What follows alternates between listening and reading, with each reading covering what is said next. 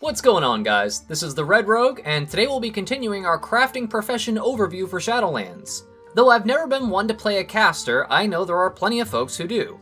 So, continuing with my crafting series, I decided to go over the tailoring profession today for you folks. Well, I don't want to string you along or make you have to search for information like a needle in a haystack, so let's cut to the chase and... Ow! Okay, fine, geez, no more tailoring puns, I'm sorry, just roll the intro.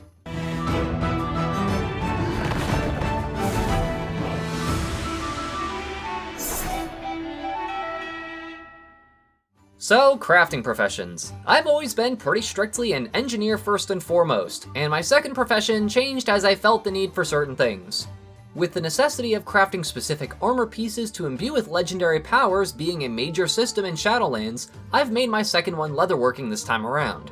However, for those of you out there who are crafting for multiple characters or are a cloth wearer, tailoring could be important as well. If you're interested in leatherworking, I've already done a crafting overview for that profession, though there have been a couple minor changes since that video that I'll address in this one. Tailoring is of course the process of taking cloth looted from humanoid type enemies in WoW and using that to craft various armor pieces. This process is extremely simple and is honestly the easiest of all armor crafting professions to level.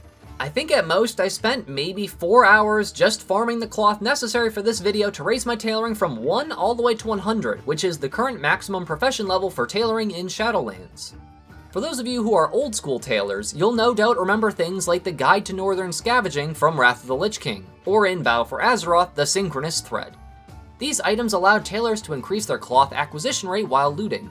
Well, as a good quality of life change, you will automatically gain this passive benefit the second you pick up tailoring, which is pretty great news for improving the farming times for your crafting profession. The two types of cloth we'll be searching for until they add more in later patches, no doubt, are shrouded cloth and lightless silk. Tailoring is an exceptionally simple profession in Shadowlands. Honestly, it's almost too simple. A bit of a downside to Shadowlands tailoring is that as of now on the beta, there are very few things you can craft outside of armor pieces. You can craft, of course, uncommon quality gear as your entry-level items, known as shrouded cloth gear, which start at item level 87. You can also craft shadow lace gear, which is your superior quality gear that starts at item level 151, at least as of this video. As I've mentioned in my leatherworking overview, there is a new system implemented for crafted gear: optional reagents. These are separated into two types: crafter's marks and missives. Missives are made through the inscription profession and are used to choose exactly what stats you want on your gear. You have to pick two different ones though, so you can't have just all crit on a piece of gear or something like that. The third slot is reserved for the crafter's marks. These are able to be made by every crafting profession and are used to bump up the item level and character requirement level of the gear you're crafting. Currently on the beta, there are Novice Crafter's Marks, Crafter's Marks Rank 1, and Crafter's Marks Rank 2. However, for a little while on the beta, there were actually Crafter's Marks all the way up to Rank 5, which I'm assuming is a system that will get implemented as the expansion continues on, to help keep crafting gear slightly more relevant. Other than that, you'll be able to make both shrouded cloth bandages and heavy shrouded cloth bandages. A funny yet apparently rare drop item that you can find in your adventures throughout Shadowlands is the crafting pattern for a pink party hat, which is just as ridiculous sounding as it is looking. However, it is a bind on equip cosmetic effect, so there is the possibility that it becomes a somewhat valuable transmog item if the drop rate of the pattern is very low. The items required to make it are extremely cheap and simple, however, costing only 6 shrouded cloth, 2 penumbra thread, and 1 bottle of pink dye, so I'm dubious of exactly how valuable this funny little cosmetic item might end up being.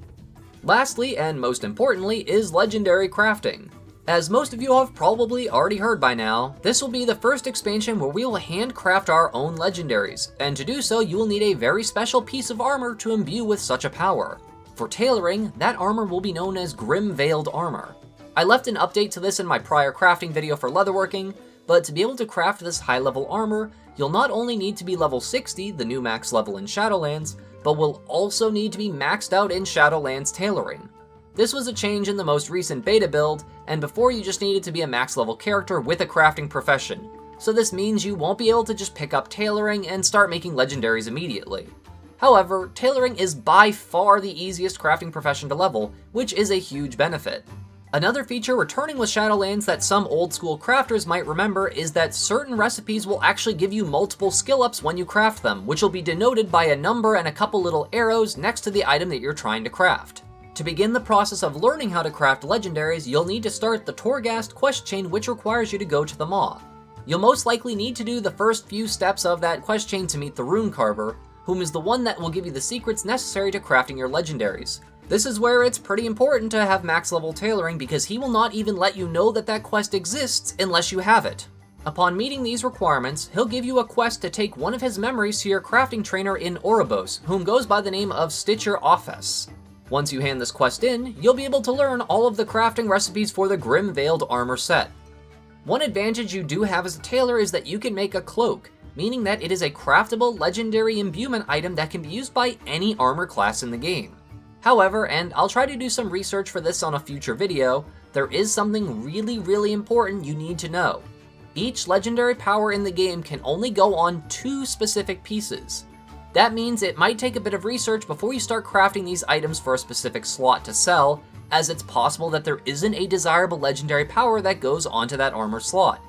As an example from leatherworking, the rogue legendary Mark of the Master Assassin can only go on a ring or a bracer slot item, so the bracers might be a more popular item to craft than say belts or boots as a leatherworker if there aren't any popular or desirable legendary powers to put on them for any people who wear leather armor. I'll do my best to find out if there are any powerful legendary effects that go on capes for you folks, but just keep that in mind for the future. It'd really suck to waste a bunch of resources on an item that might not be as popular or sell as quickly as a different slotted item. Also, another bit of information to keep in mind. For legendary crafting, you will need to have your lightless silk altered into enchanted lightless silk by an enchanter. You'll also need some of those missives I told you about earlier in the video, and those come from the inscription profession. And lastly, and kinda most importantly, is you need to find the memory of the Rune Carver for the particular legendary power that you want to put on your gear, but if you're just selling the item to other people, then you don't need to worry about that part.